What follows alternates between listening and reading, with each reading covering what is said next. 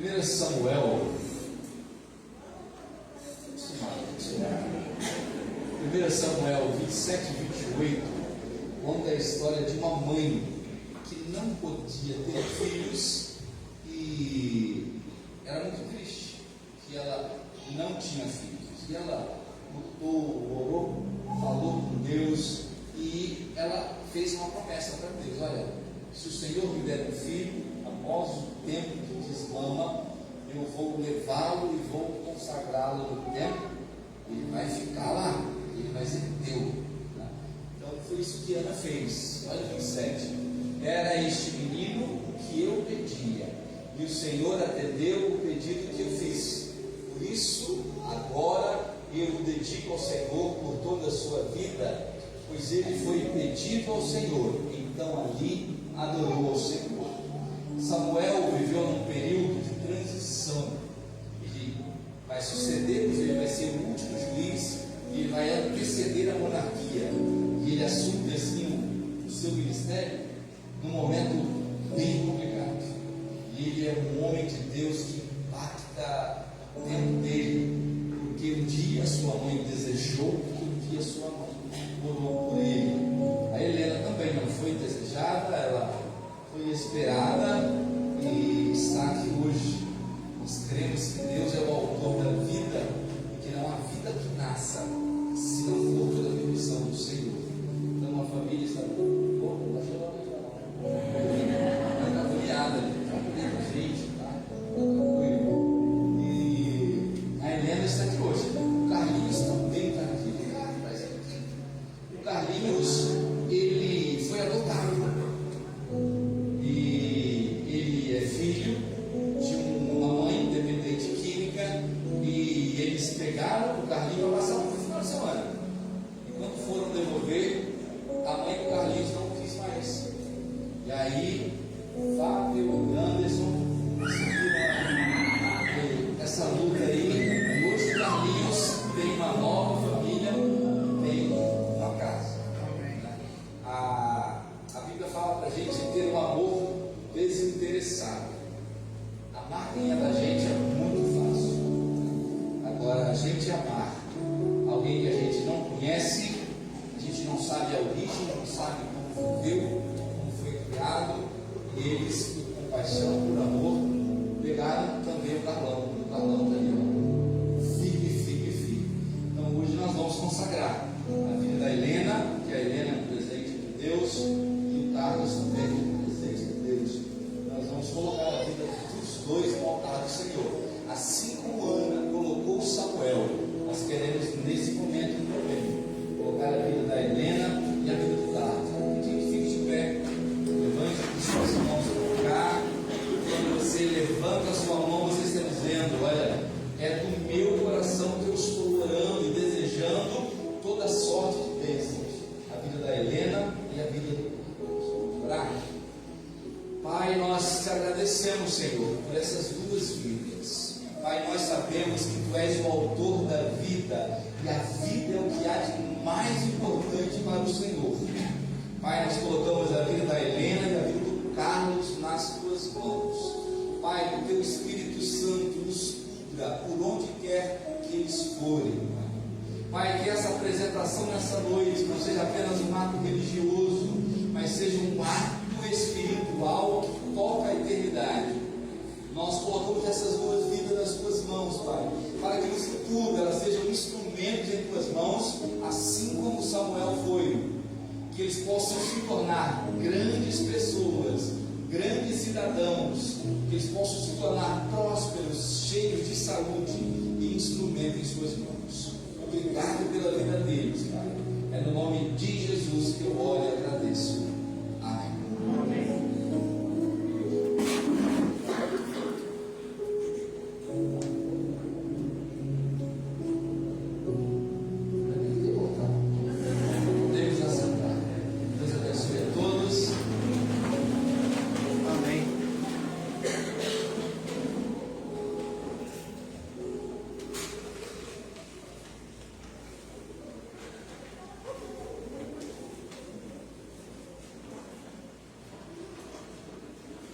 Você que nos visita nessa noite, Como é bom ter conosco, nós sentimos felizes, né? Disse domingo passado, repito novamente, né? Como disse a nossa filósofa Daniela, né? Identifique palavra, né? E filosofia de vida. Então, você que nos visita nessa noite, nos sentimos alegres com a tua presença e que queremos recebê-lo da melhor forma possível. Que Deus possa nos falar nessa noite, que seja uma noite abençoada para você. E nós temos nos últimos domingos refletido sobre os 7 pecados capitais. 7 pecados capitais são pecados que dão origens a outros pecados, né? São pecados que a partir deles nós desenvolveremos outros pecados. Nós começamos lá com a inveja de Caim, fomos para a soberba de Golias, fomos para a avareza de Nabal, passamos pela luxúria e a gula de Davi, mais a luxúria no caso de Davi, e hoje vamos entrar. Que bicho é aquele ali? Preguiça. Tem alguém preguiçoso aí? Ninguém levanta a mão, né? Mas igual para aceitar Jesus, a pessoa quer levantar a mão só o calmante, né? Subiu lá, né? E eu quero dizer, irmãos, que eu tenho preguiça, tá? Eu tenho preguiça, algumas horas do dia eu tenho mais, e para algumas coisas eu tenho mais, tá? Por exemplo, depois do almoço, muito obrigado, irmão. Depois do almoço, eu tenho uma preguiça danada. Eu preciso dormir após o almoço. E não sei, Deus, por sua infinita bondade e misericórdia, me proporcionou isso a vida inteira. Eu sempre trabalhei perto de casa, mesmo aqui no Rio de Janeiro, a escola que eu trabalhava era 20 minutos da minha casa a pé. Então eu dava aula de manhã, ia para casa, almoçava e dormia. Então mesmo onde quer que eu morei a minha vida toda, eu sempre tive a possibilidade de dormir após o almoço. Então, todos os dias, quando eu almoço, aquele bichinho ele toma conta do meu ser e eu preciso de 10 minutinhos apenas.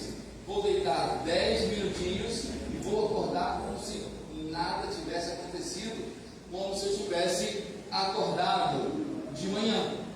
Então, preguiça todos nós temos. Uma preguiça que eu tenho de limpar a casa, né? Eu depois de 6 meses eu limpo o meu apartamento. Menos, né? Mas assim, vai chegando, eu limpo segunda, vai chegando terça, quarta, quinta, né? O bichinho começa a gritar, e aí eu preciso novamente entrar em sacrifício para vencer essa preguiça de limpar o apartamento, para ele se tornar habitável. Esse é o grande segredo da vida, tornar a casa habitável. Porque as mulheres querem limpar o tempo todo, né? A mulher limpa de manhã para o almoço e à noite, né? Chega, gasta o piso da casa, tanto limpa. E nós homens já não temos todo esse cuidado, né? Mas acaba que isso nos torna o apartamento habitável. Abra a Bíblia comigo, lá no livro de Mateus. Não trouxe, não coloquei não, tá, Guilherme? Que é bem grandinho, e aí eu deixei para você projetar aí, para você também não ficar muito parado, né? Assim você tem trabalho aí. Mateus 25, do 14 ao 30. Mateus 25, do 14 ao 30.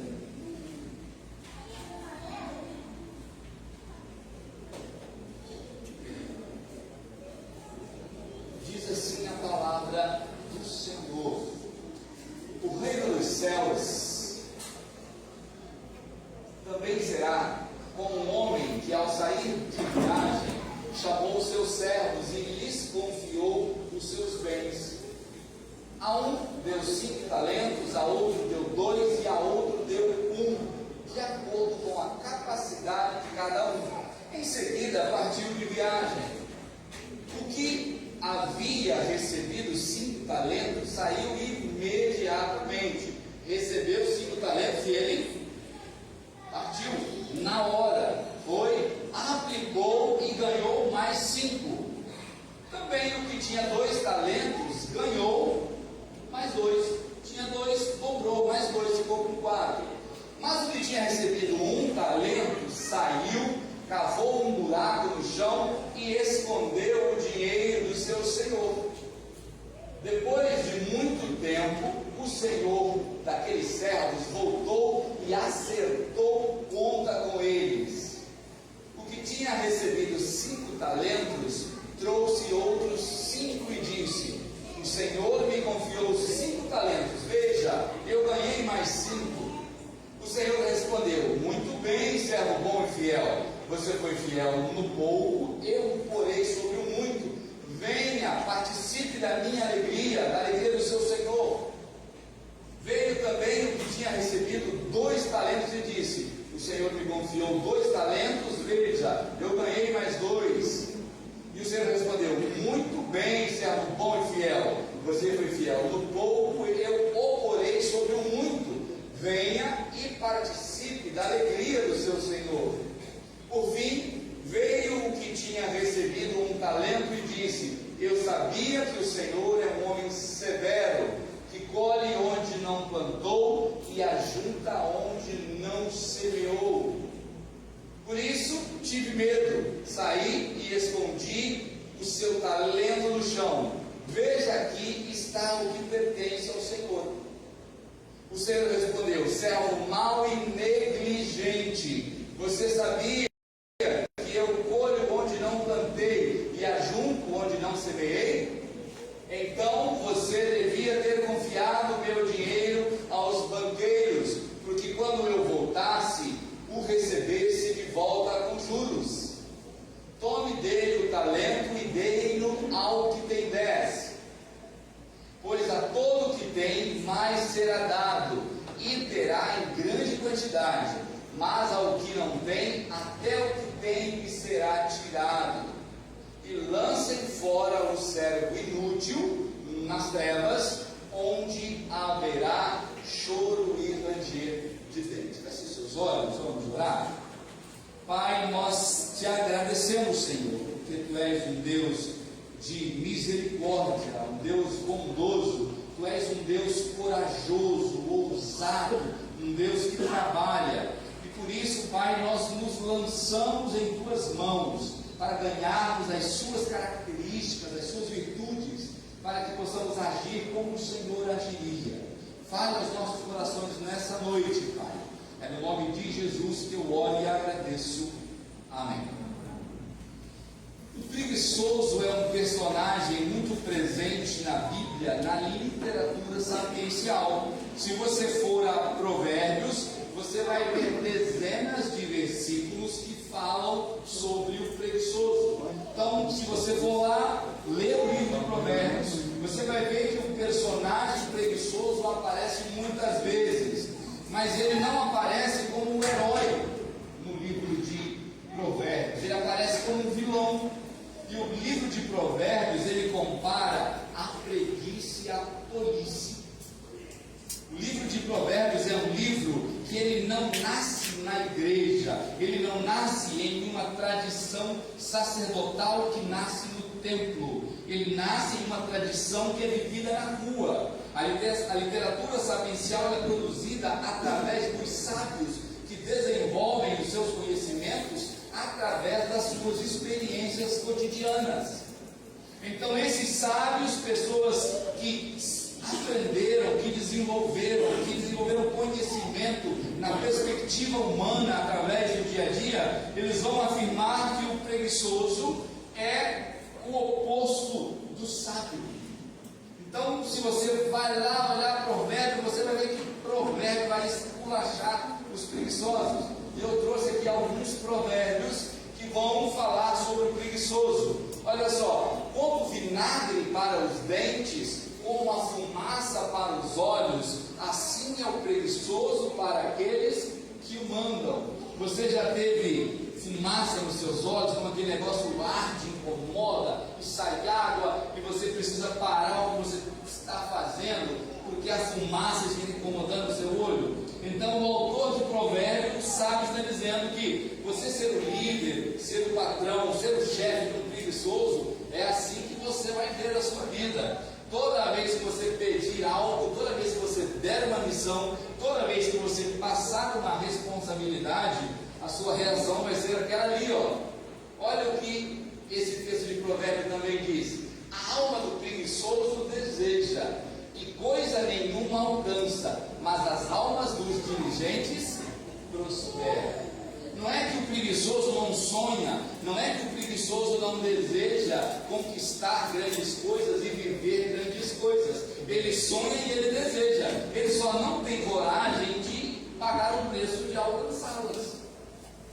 Ele sonha: eu quero uma Ferrari, olha, eu quero morar em Paris, eu quero um iPhone, e ele é cheio de sonhos, e sonha, mas quando ele sai para trabalhar, o sonho dele não consegue se concretizar, porque falta coragem. Olha, a alma do preguiçoso deseja, ele tem sonhos, só que não alcança nada, porque ele não tem coragem para batalhar e tornar o sonho religioso. Olha o que diz esse aqui: diz o preguiçoso, um leão está lá fora, serei morto no meio da rua. O pai fala: cidadão, vai trabalhar. E ele responde: olha, tem um leão no meio da rua, eu não posso trabalhar. Além de preguiçoso, é o quê? Mentiroso. Então todo preguiçoso também é mentiroso, porque ele vai sempre dar desculpas para os seus insucessos. Olha, ele estava naquele emprego e ele saiu daquele emprego e ele fala assim: não, mas meu patrão era tudo demais, meu patrão era uma fera, ninguém aguenta, era um leão no meio da rua. E aí ele muda e vai para outro, aí ele vai dar sempre uma desculpa, sempre ele vai deixar algo e sempre vai ter uma desculpa para não justificar a sua falta de empenho. Então, o mentiroso, o preguiçoso, além de preguiçoso, ele vai precisar de argumentos para sustentar a sua mentira. O pastor Tiago Cavaco, da igreja da Lapa, em Lisboa, Portugal, ele escreveu um livro chamado Os 6 Sermões sobre a Preguiça. E ele desenvolveu algumas teses, eu quero compartilhar algumas teses com você. Ele diz, ele vai trabalhar o texto de Gênesis 3, o texto da criação, e ele diz que a preguiça é uma má resposta às maldições da queda. Após a queda, Deus chama o homem para uma reunião e fala: a partir de agora você vai comer do seu suor.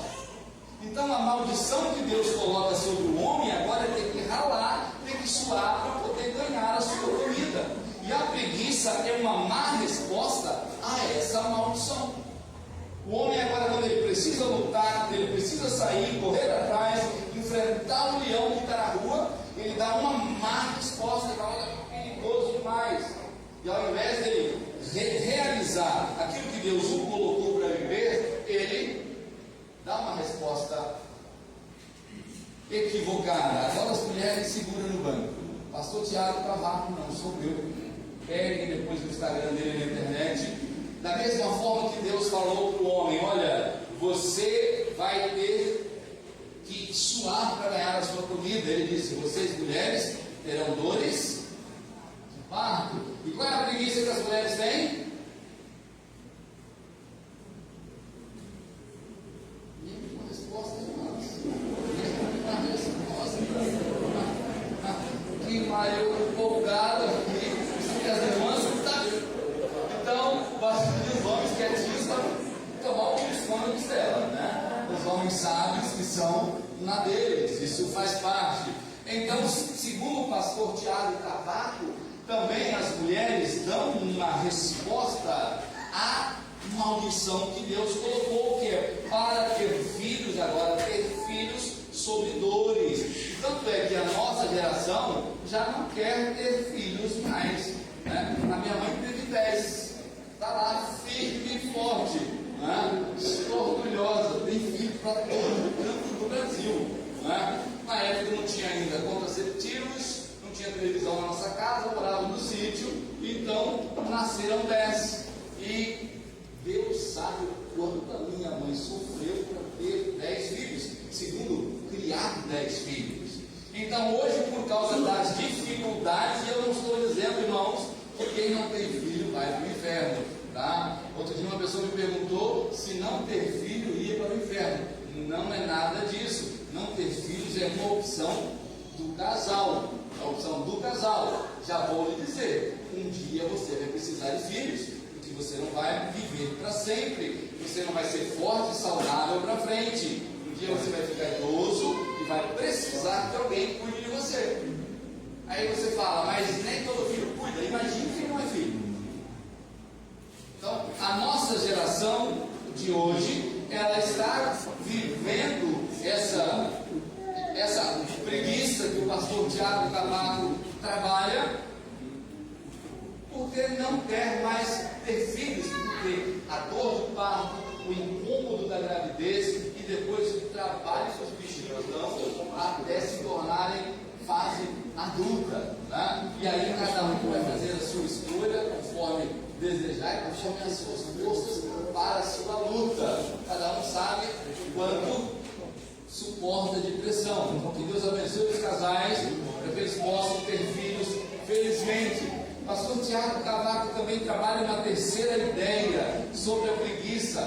E ele diz que a preguiça é uma negligência desesperançosa. O que a preguiça ela é desesperançosa? Porque o preguiçoso ele vai perdendo a esperança.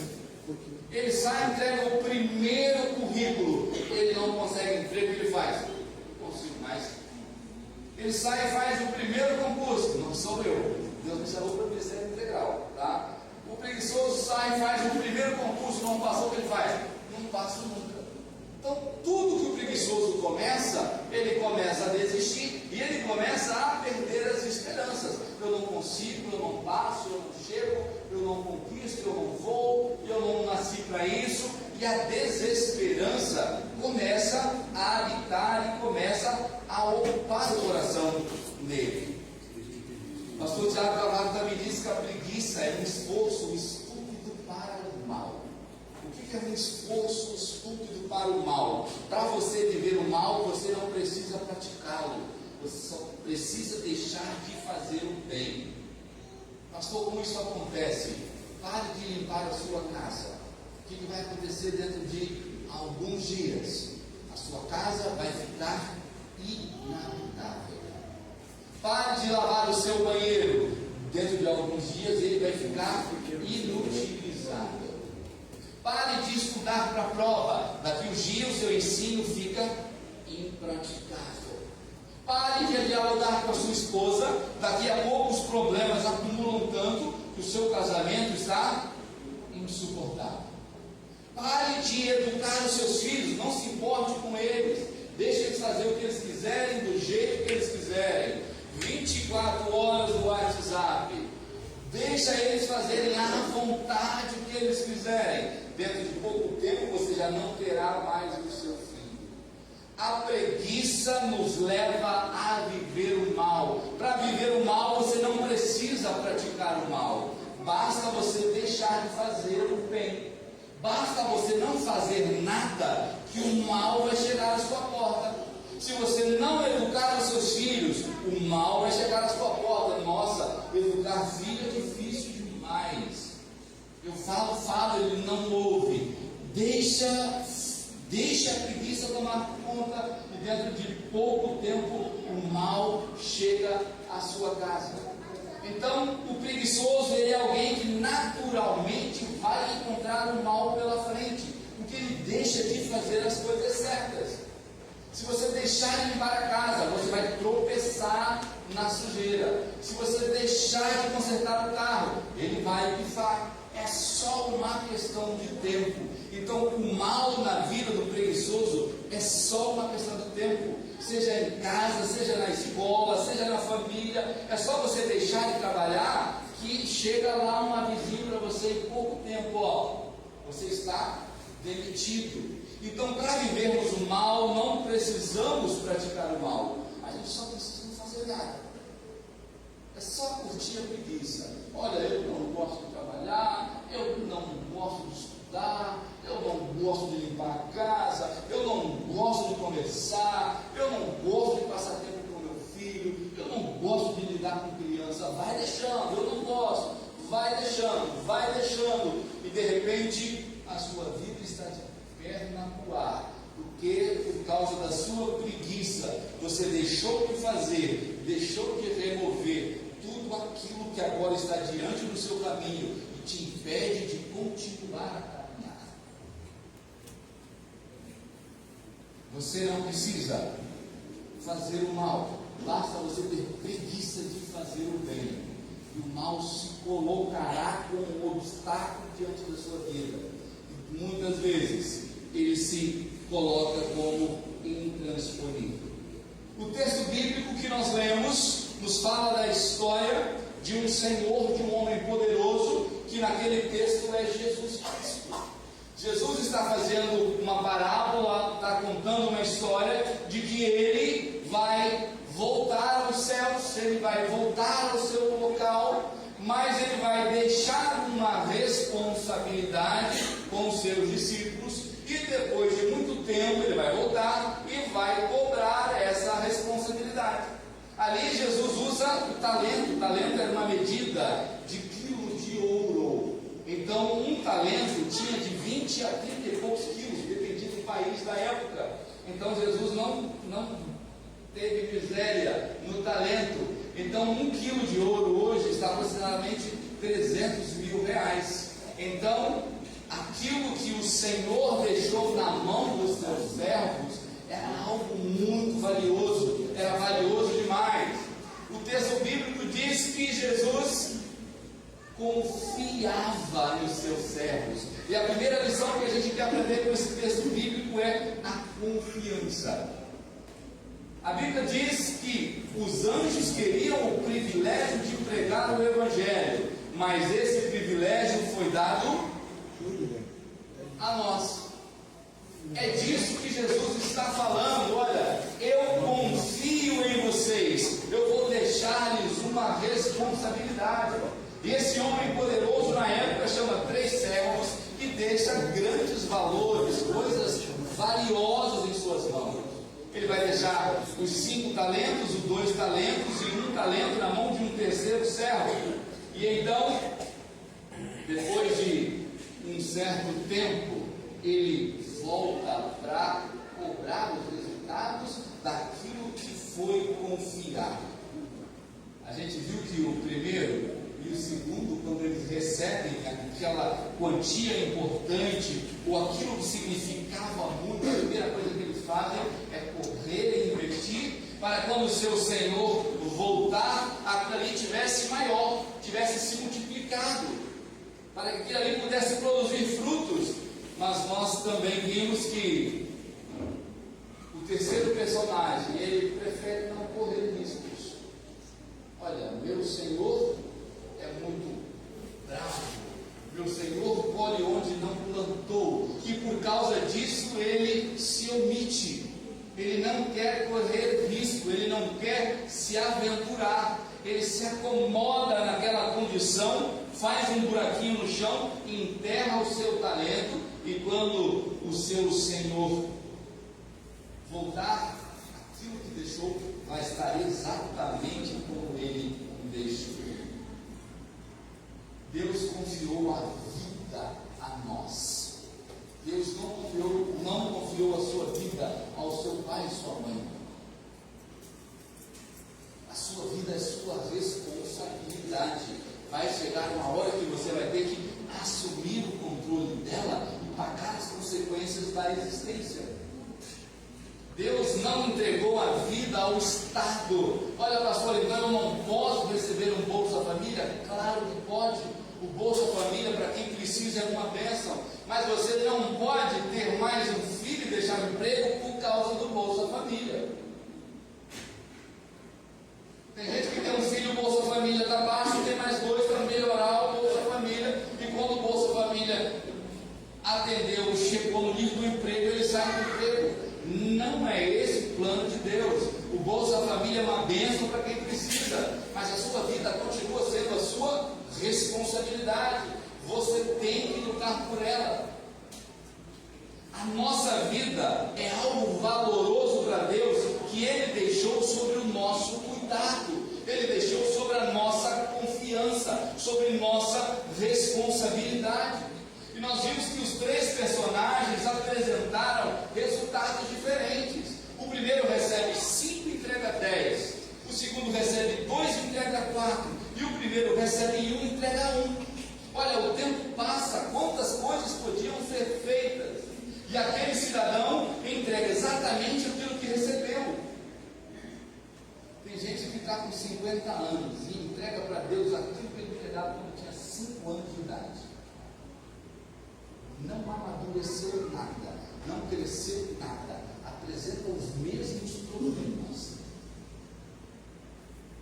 Tem gente que o tempo passa, há um ditado popular que o tempo melhora o vinho, mas o ser humano nem todo mundo melhora. Porque para ser melhorado, precisa se fazer escolhas, precisa se correr riscos. Eu, para rural, noite, com essa violência de Nova Iguaçu, como que eu vou fazer isso? Eu estudar a semana, trabalhar, e no final de semana eu ainda fazer trabalhos? O terceiro personagem da parábola de Jesus é um sujeito acomodado que recebe o seu talento, cava um buraquinho, ou enterra e vai para a rede. Jesus lhe confia algo importante, algo valioso, e espera que com o tempo na sua volta, aquilo ali esteja diferente, tenha um resultado melhor, tenha crescido. É assim também que Jesus espera com a vida que Ele entregou sobre nós. Que com o passar do tempo, com as experiências, com a verdade do Evangelho em nós, é natural que apresentemos mudanças, crescimentos, variações de nós mesmos. O terceiro personagem passa o tempo e ele apresenta a mesma coisa. O tempo não melhora quem não quer ser melhorado. O tempo não traz progresso para quem não quer progredir.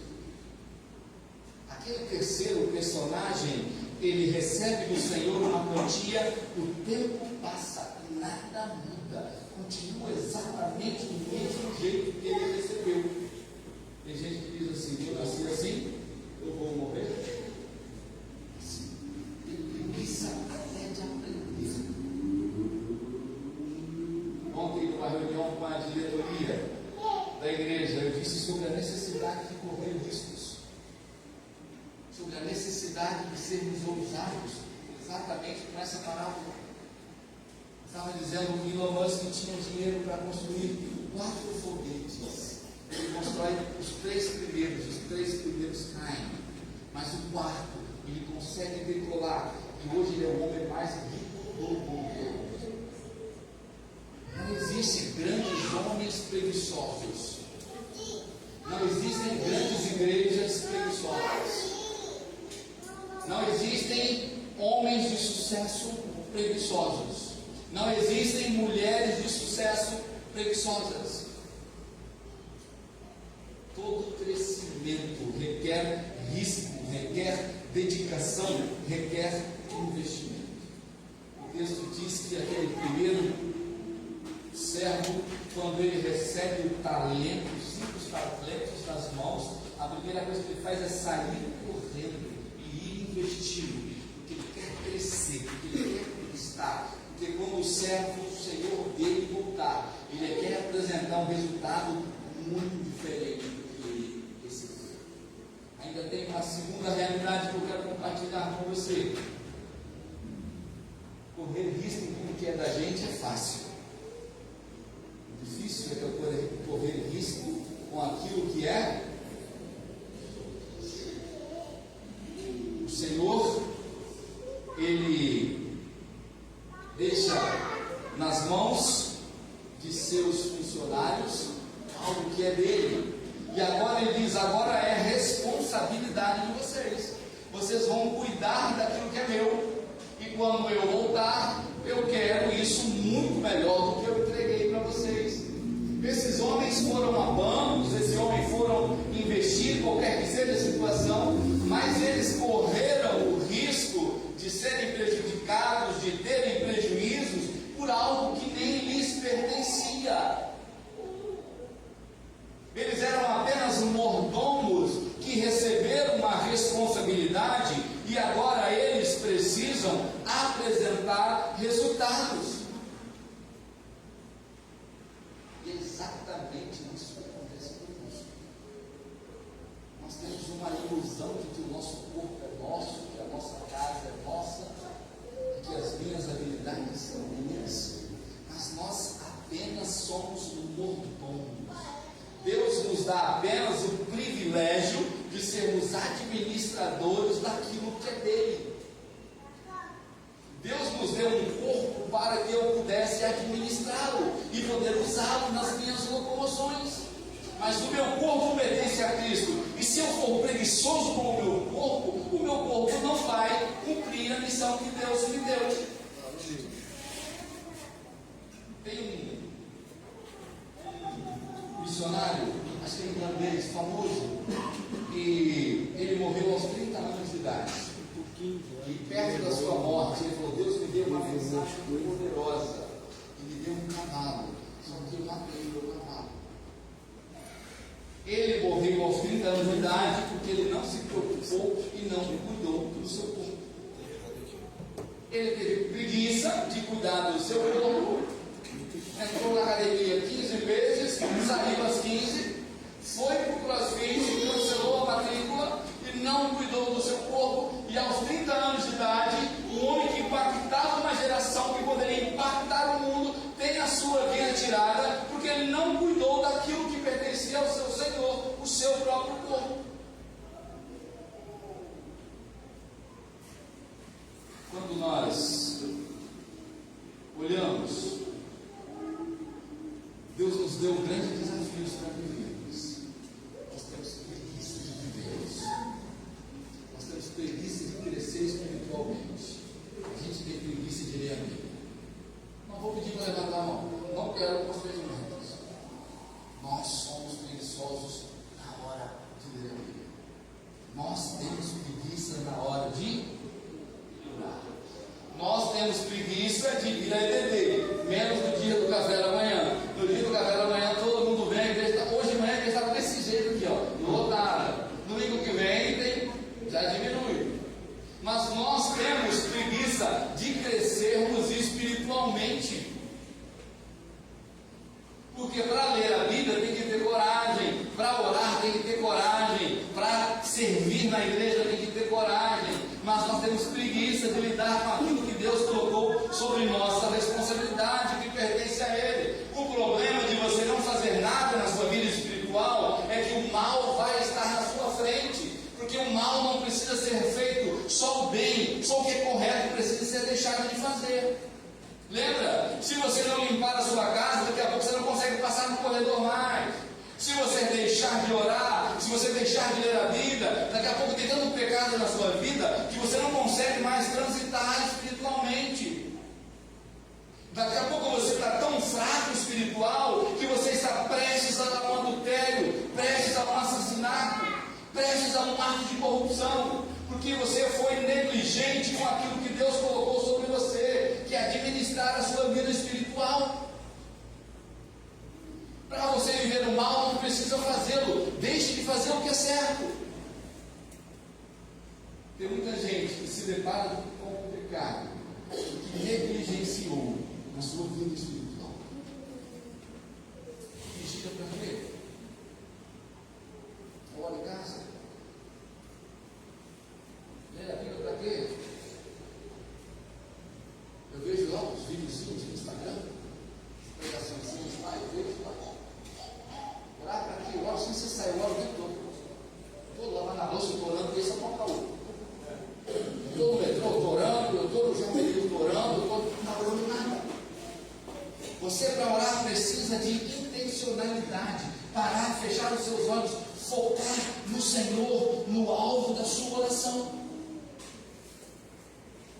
Mas o preguiçoso espiritual, ele vai se deparar com o mal mais cedo ou mais tarde. Basta deixar de fazer o que é certo, que o mal vai bater Sansão, bonitão, fortão, se achava o máximo. Deixou de vigiar, deixou de fazer o que é certo. A Dalila bateu na porta dele. Basta deixar de levar a sério aquilo que Deus confiou em nós, a nossa vida espiritual. O mal pode estar aqui sentado, vai bater a nossa porta. Mas eu quero compartilhar com você ainda uma terceira verdade que esse texto nos apresenta: a alegria de quem consegue, a alegria de quem tem coragem, a alegria de quem corre riscos, a alegria de quem se lança para conquistar. O texto bíblico diz que quando o seu Senhor volta e ele vê que de 5 tinha 10 e de 2 tinha 4, ele fala: entra na minha alegria. E fala: olha, eu estou tão feliz porque você cresceu tanto, amadureceu tanto, que eu quero que você participe da minha alegria. Eu compartilho a minha alegria com você. Você foi corajoso, você correu riscos por mim. Agora o meu desejo é que você entre na minha alegria. Só tem alegria quem corre riscos e consegue as coisas.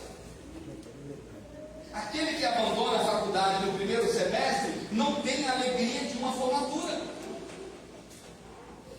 Quando ele vê lá os colegas todos se formando, aquela patinha preta, e ele está lá no fundo, cabecinha baixa, porque ele não teve a coragem de ir até o final. Aquele que não teve coragem de trabalhar no final de semana, fazer horas extras, guardar o dinheirinho para comprar a sua primeira casinha, ele não vai ter alegria daquele que conseguiu comprou e pegou a chavezinha da mão de alguém e está feliz da vida vibrante, da alegria daqueles que conseguem, daqueles que se arriscam, daqueles que pagam o preço. Essa semana passada, no Instagram teve centenas de fotos da irmã Beatriz. A irmã Beatriz tirou a habilitação. E ela tão esfuziante, esse é o termo, tão alegre, tão esfuziante, que o Instagram mandou um e-mail: para de postar foto, porque ela lutou tanto para tirar a habilitação. E quando ela recebe a resposta de que ela foi aprovada, o celular já esquentou de tanto tirar foto, porque só tem alegria quem corre o risco para vencer. Só tem alegria aquele que consegue. Se o irmão Leandro, vulgo passarinho, estava aqui na igreja também esfuziante, e ele me chamou: pastor, vamos lá fora, quero te mostrar uma parada. Me mostrou um carro mais amassado do que tudo, mas eu não passei mentira dessa marca, feliz da vida, que era o seu primeiro carro, e está aí. Eu conquistei, eu trabalhei, eu cheguei. Pessoas não têm a alegria daqueles que conseguem, daqueles que se esforçam, daqueles que se lançam, que correm risco, que não há muito preço. Quando chega no final, tem a alegria. Esse livro diz que o Senhor, quando ele recebe o seu servo, ele fala: entra na minha alegria, vem celebrar. Tem uma história que o grande empresário foi à África fazer um safari, lá ele achou um peixe muito maravilhoso, muito dinheiro, ele comprou esse peixe, comprou um aquário, trouxe para o Brasil, colocou na sua sala. Uma semana o peixe morreu. Ele falou: deve ser a água do Brasil. Colocou na África, comprou a água, colocou a água da África no aquário, o peixe, uma semana morreu de novo. Ele foi, deve ser a vegetação do rio. Foi lá, comprou a vegetação do rio, trouxe, botou no aquário e o peixe morreu de novo. Trouxe outro peixe, já sem paciência, comprou um tubarão junto. Jogou o peixinho, jogou o tubarão, cara, veio agora, você vai morrer. Passa assim 3, 2 meses, o peixe vivo, porque o peixe agora não tinha tempo para morrer, eu precisava fugir do mar. O trabalho nos dá alegria, a luta nos dá satisfação. Pessoas preguiçosas vivem em seus cantos, com as suas vidas mornas, e não há vibração. Tem depressão, tem vício, tem aquilo, porque não há luta, porque não há risco, porque não há medo e não há descanso. O peixinho, quando ele viu o tubarão perto, olha, não dá para titubear aqui. Se eu for preguiçoso aqui, eu morro. Para não morrer, ele teve que vencer a preguiça. E a vida é para aqueles que têm coragem. Para você viver o mal, não precisa fazê-lo. Basta viver a sua vida acomodada. Basta não cuidar da sua casa, basta não cuidar da sua família, basta não cuidar da sua vida profissional, basta não cuidar da sua vida financeira, basta viver acomodado.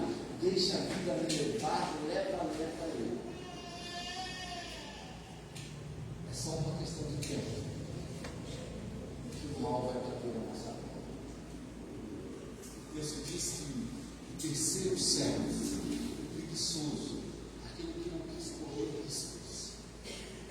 Jesus fala: olha, esse lugar é onde a tristeza e a rugir de dentes.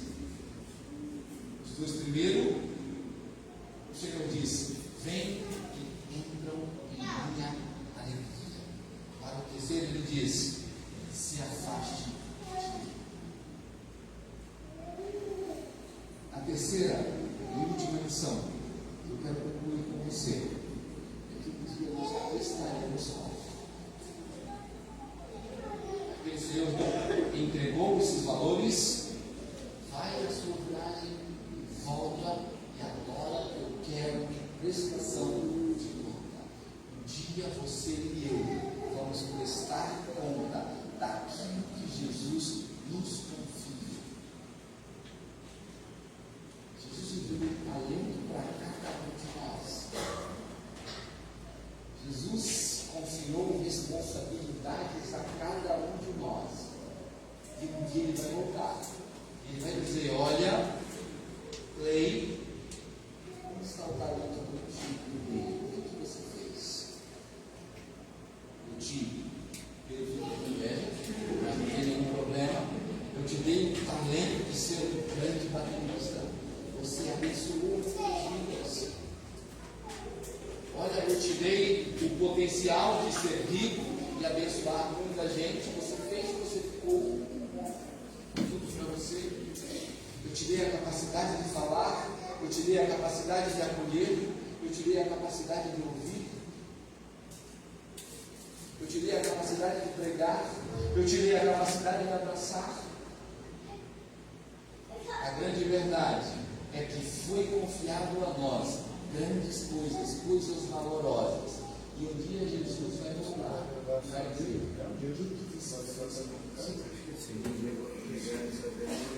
feche os seus olhos, eu vou orar por você. Quero fazer algumas perguntas. O que você tem feito naquilo que Jesus colocou em suas mãos? O que você tem feito com o talento que o Senhor Jesus colocou sob sua responsabilidade? Ele colocou 1, colocou 2, colocou 5. Eu quero dar a primeira oportunidade.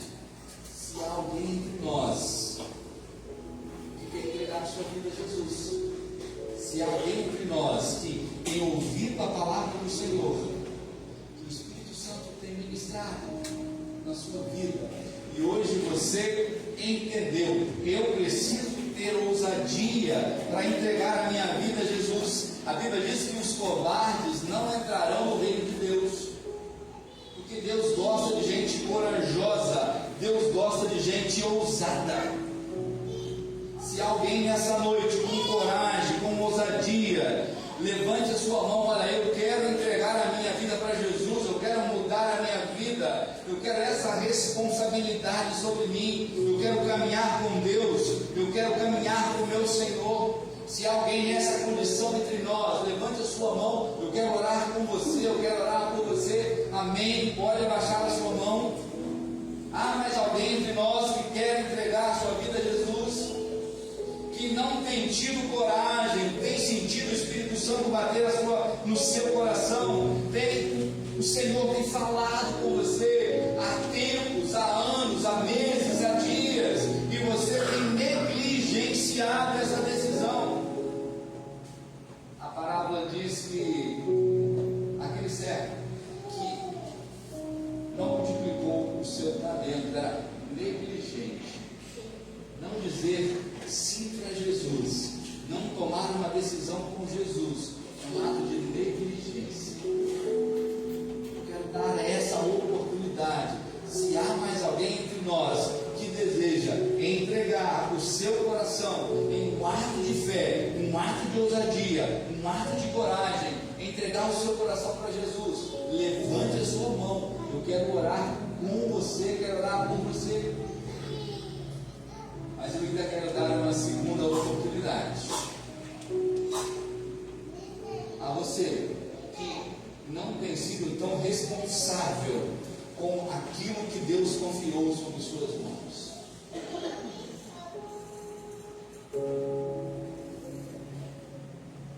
Você tem fugido daquilo que Deus confiou sobre seus cuidados. Você tem sido negligente, você tem deixado a preguiça tomar conta da sua vida. Você tem sido um pai negligente, uma mãe negligente, um esposo negligente, uma esposa negligente, um filho negligente nas suas responsabilidades. Você tem sido negligente com a sua fé, com a sua vida espiritual. Se alguém nessa condição, é dia de você dizer para o Senhor Jesus: eu quero mudar a minha história a partir de hoje. Eu não quero mais viver a preguiça. Eu quero viver a ousadia. Eu quero me lançar em tuas mãos. Eu quero me responsabilizar por aquilo que é teu. Eu quero me responsabilizar por tudo aquilo que o Senhor confiou em minhas mãos. Diga isso para o Senhor Jesus nessa noite. Eu não quero mais ser negligente. Quero ser um servo obediente, corajoso, responsável, que se lança com aquilo que o Senhor colocou em suas mãos. Pai, obrigado pela tua palavra. É tão difícil às vezes, Pai, ouvir a tua palavra, a tua revelação, e nos depararmos com as nossas limitações, as nossas dificuldades. Pai, mas hoje é dia de confronto, hoje é dia de avaliação, hoje é dia, Pai, de coração aberto, de coração rasgado na Tua presença, de apresentar quem somos de verdade. Pai, a Tua misericórdia desça sobre o Teu povo, Pai. Que a Tua presença, Pai, seja sentida. Pai, que corações sejam transformados nessa noite, que relacionamentos sejam reestabelecidos, que fé, Pai, seja reavivada, que ministérios possam voltar a existir, que talentos possam ser multiplicados nessa noite, que famílias sejam curadas, que vidas sejam transformadas. Pai, que haja crescimento em nosso meio nessa noite. Remove toda a preguiça, toda a apatia.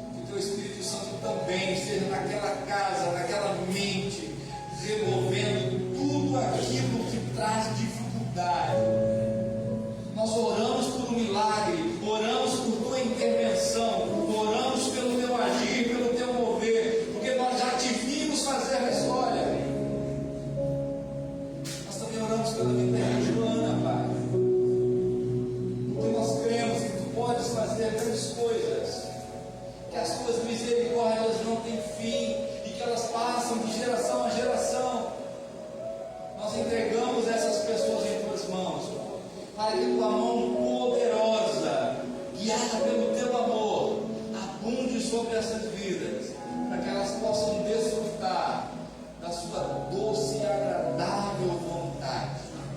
Obrigado por tudo, Pai. É no nome de Jesus que eu oro e agradeço, Senhor. Amém.